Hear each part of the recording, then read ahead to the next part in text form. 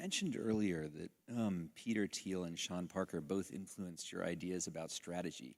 Can you remember a particular strategic insight that you had early on? And it's probably, the statute of limitations for competition is probably past now. There's probably stuff you can say about some insight that you had early on, and you thought to yourself, "Ah ha ha! Nobody else knows this except us."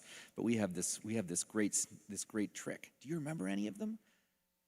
Well, Peter Thiel was really focused on network effects, and he had this model that I think is right for making decisions that as the complexity of the company grows, every day you're going to be faced with 100 things that you could potentially go do, and your job is to pick the one thing that actually matters.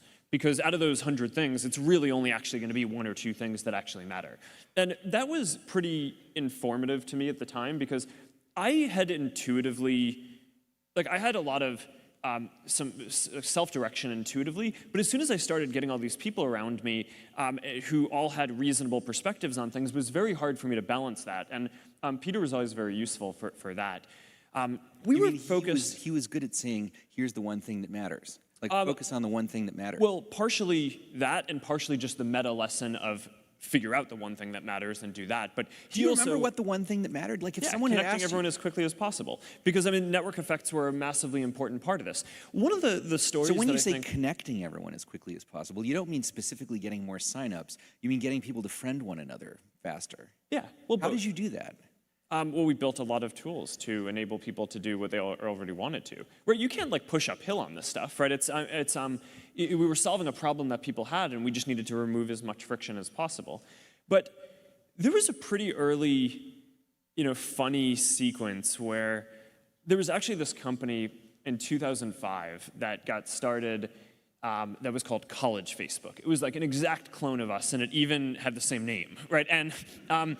And their strategy, because we started at Harvard and then tried to branch out to schools that we thought would have dense social connections with Harvard so we could build this network, their goal was they wanted to start in places that we weren't, right? So they started on the West Coast and in the South when we started in the Northeast, and they tried to build up this network of different schools, and it was just this race for a while. And eventually Boulder, Seattle. Yeah, and we just took this stuff really seriously, and I remember Dustin just took it so personally, right? It's like anytime they'd launch at some school that we weren't at, we had this concept that we actually still have at the company today called lockdown, which is whenever any other company gets ahead of us on something that we think is strategic to us, back then, lockdown meant we literally did not leave the house until we had addressed the problem. Now, it's a little looser of an interpretation inside the company. We don't literally lock everyone inside the office, but about as close to that as we can legally get.